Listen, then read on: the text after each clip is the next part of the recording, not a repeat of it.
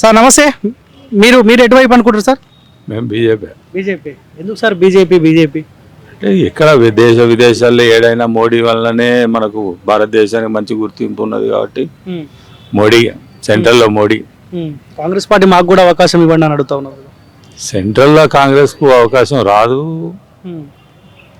మాకైతే సెంట్రల్లో మోడీ రావాలని.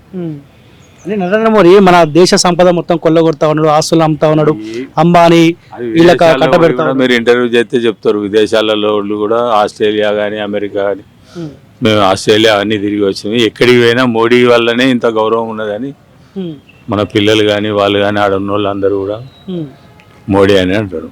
అంతే అంతే. సో అక్కడ మోడీ ఉండాలి, అక్కడ మోడీ ఉండాలి, బాగానే ఉంది. కరీంనగర్ లో ఎవరు ఉండాలి? బీజేపీ ఉండాలా, కాంగ్రెస్ ఉండాలా, బీఆర్ఎస్? ఇప్పుడు కరీంనగర్ వీళ్ళందరూ కలిస్తేనే కదా మోడీ ఉండేది, కాబట్టి బండి సంజయ్ ఉండాల్సిందే.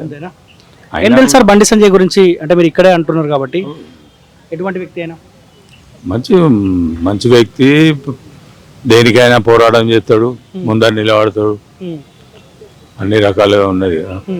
రేవంత్ పాలన పైన మీ కామెంట్? రేవంత్ బాగుంది, చాలా బాగుంది. మొన్నటి దోపిడీ ప్రభుత్వం కన్నా ఇది చాలా బాగుంది. కేసీఆర్ ఇంకోసారి అధికారంకి వస్తే ఎట్లా ఉంటుండే సార్ పరిస్థితులు? ఇది కూడా అమ్ముతుండేది, ఈ సెంట్రల్ అది ఆ గుడి వెనుక నుంచి అక్కడ దాకా అవన్నీ ప్లాన్లు వేసి రెడీ పెట్టిరు, అన్ని అమ్ముతుండే. కానీ మీరు అదృష్టవంతులే, 10 ఏళ్ల కాలంలో ఈ గ్రౌండ్ ఇట్నే ఉంచిండంటే కరీంనగర్ వాళ్ళు అదృష్టవంతులు. Thank you sir. సార్ మీరు ఎటు అనుకుంటున్నారు? బీజేపీ. బీజేపీ ఎందుకంటే ఆయన మంచి వ్యక్తి కాబట్టి, క్యాండిడేట్ మంచి. తర్వాత సెంట్రల్లో బీజేపీ వస్తేనే సంతోషం. ఎందుకంటే అన్ని కలగూరు గంపలెక్క ఈ 4 సీట్లు ఆ 4 సీట్లు అయితే లాభం లేదు, దానికి ప్రయోజనం ఉండదు. కాంగ్రెస్ పార్టీ ఇట్లా సరౌండింగ్ ఎక్కడన్నా కూర్చుంటారు అటు పక్కకి ఎటన్నా?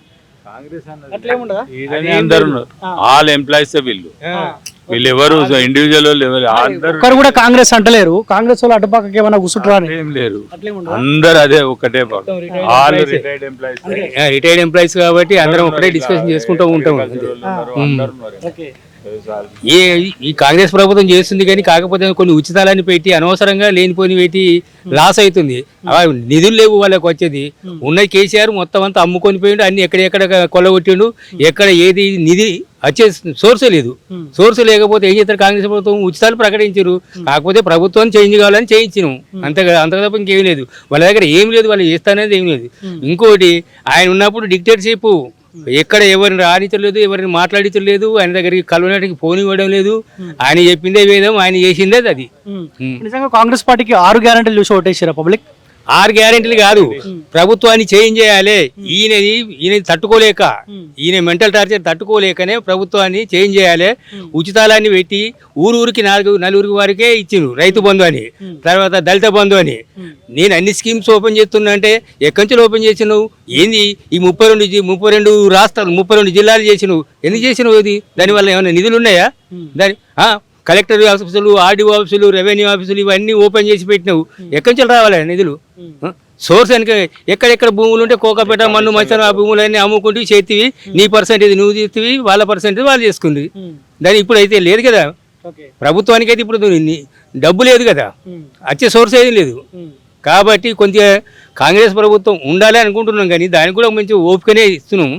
ఏం చేస్తో తెలియదు, భవిష్యత్తులో ఇంకెట్లో తెలియదు.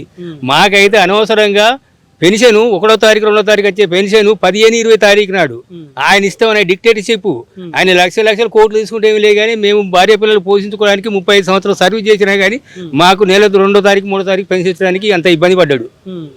అక్కడ పోయి వాని రైతు బంధు, ఇక్కడ పోయి వీనికి రైతు బంధు, ఎక్కడి నుంచి వచ్చింది? తెలంగాణ నాశనం చేసి పోయినావు అంతే, అందుకొరకు చేంజ్ చేసినాం. ఇప్పుడు ఇక్కడ బండి సంజయ్ గెలవాల్సిన అవసరం ఉందా, మార్పు రావాలా?